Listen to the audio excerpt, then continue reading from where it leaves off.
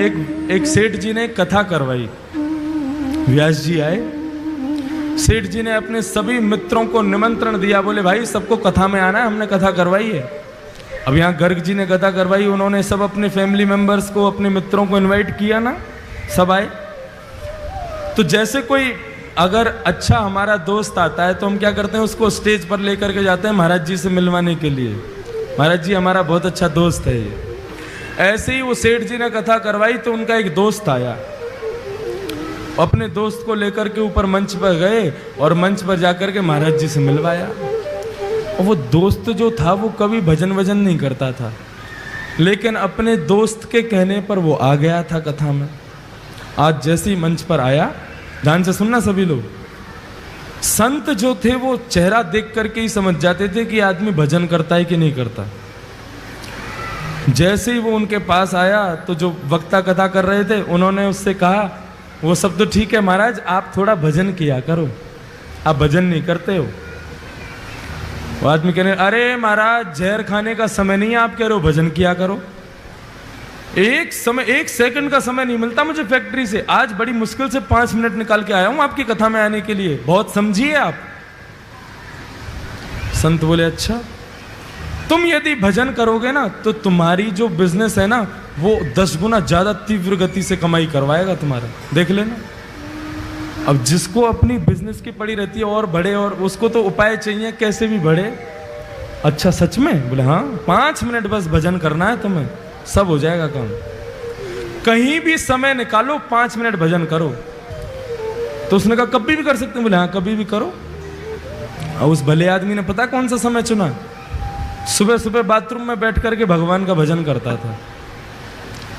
Bathroom में बैठे बैठे सीताराम सीताराम सीताराम कहिए, जाहि विधि राखे राम ताहि विधि रहिए। सीताराम सीताराम सीताराम कहिए, जाहि विधि राखे राम ताहि विधि रहिए। ओ सीताराम सीताराम सीताराम कहिए, जाहि विधि राखे राम ताहि विधि रहिए। सीताराम सीताराम सीताराम कहिए, जाहि विधि राखे राम ताहि विधि रहिए। सीताराम सीताराम सीताराम कहिए, जाहि विधि राखे राम ताहि विधि रहिए। सीताराम सीताराम सीताराम कहिए, जाहि विधि राखे राम ताहि विधि रहिए। बाथरूम में बैठा बैठा वहीं गाता था। पेट भी साफ हो रहा है, मन भी साफ हो रहा है, दोनों एक साथ हो रहे। हनुमान जी का एक नियम है, जहां कहीं भी भगवान के भजन कीर्तन चलते हैं, प्रभु चरित्र सुनवे को रसिया, प्रभु चरित्र सुनवे को रसिया। ओ प्रभु चरित्र सुनवे को रसिया। ओ प्रभु चरित्र सुनवे को रसिया। और राम लखन सीता मन बसिया। राम लखन सीता मन बसिया। हनुमान जी प्रभु के चरित्र को सुनने के लिए बहाने ढूंढते रहते हैं। अरे कहीं कोई कीर्तन कर रहा हो, कहीं कोई कथा कर रहा हो, मुझे वहां भेज दो, मैं वहीं रहूंगा। अब जैसे ही सुना, अरे वाह बड़ी बढ़िया कीर्तन की ध्वनि आ रही है, सीताराम सीताराम सीताराम कहिए, जाय विधि राखे राम ताहि। हे रघुनंदन श्री राम, ये जहां कहीं भी कीर्तन चल रहा है, आप कृपा करके मुझे वहां प्रकट कर दीजिए।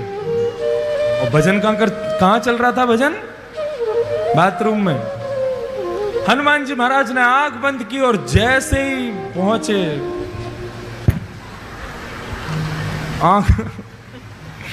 आंख खोल करके देखा, हनुमान जी महाराज का पूरा दिमाग खराब हो गया। क्या कर रहा है भाई? बोले भजन कर रहा हूं। यही जगह मिली थी तुझे भजन करने की? एक तमाचा मारा खींच करके उसको, रुक जा तेरी शिकायत करके आता हूं अभी राम जी से।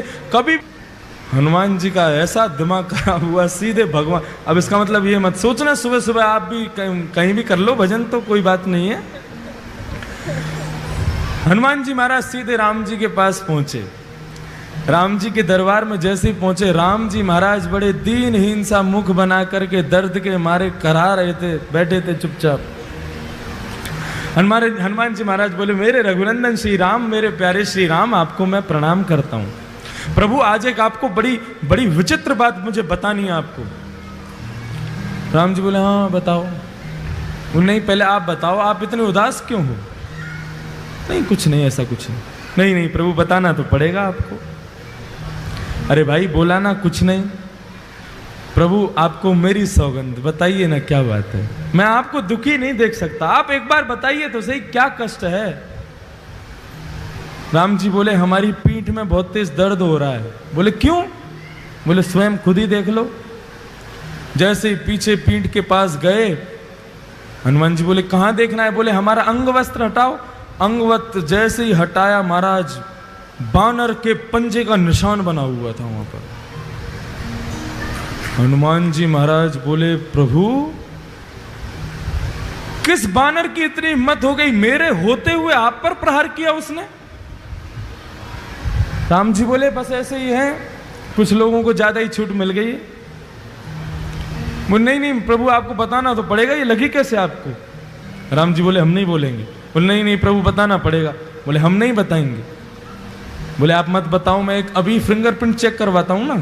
किसके फिंगरप्रिंट्स हैं इस पर? सारे बानरों को बुला लिया विश्व भर के और कहा, किसकी हिम्मत हुई मेरे राम जी को हाथ लगाने की? बानर सब कांपने लगे। बोले महाराज हमारी हिम्मत नहीं है, हम तो राम जी को दूर से ही देख के भाग जाते हैं। आप जो उनके पास रहते हो, हम मारने की सोच भी नहीं सकते। बोले ऐसे नहीं बताओगे, एक एक करके आओ और अपना हाथ रखो। जिसका हाथ यहां पर सटीक बैठ गया उसी ने मारा है। और एक एक करके सारे बानर जा रहे हैं, राम जी के उस पंजे पर हाथ लगा रहे हैं। राम जी मन ही मन प्रसन्न हो रहे हैं, कर लो सब कुछ कर लो, जो करना है कर लो। एक एक करके सारे बानर चले गए महाराज, एक का भी हाथ नहीं बैठा। हनुमान जी चरण पकड़ के बैठ गए, प्रभु बताइए ना किसने मारा? इनमें से तो कोई भी नहीं था। अच्छा बता दूं? बोले हाँ बताओ। तुमने अपना हाथ लगा के देखा क्या? हनुमान, अच्छा मैं आपको लगता है मैं मारूंगा? नहीं मैं मार तो नहीं सकते, पूछ रहा हूं तुमने लगा के देखा? बोले नहीं, एक बार देख के आओ। हनुमान जी महाराज पीछे गए, घबराने लगे, कांपने लगे। बोले मैं हाथ कैसे लगाऊं? और जैसे जैसे हाथ पास आता जावे वो वैसे वैसे मैच होता जावे। और जैसे ही रखा बिल्कुल उसी शेप का था जिस शेप का हनुमान जी का हाथ। हनुमान जी रोने लगे, प्रभु मुझसे ये अपराध कैसे हो गया? तब राम जी कह रहे हैं कि भक्त भक्ति भगवंत गुरु चतुर नाम वपुए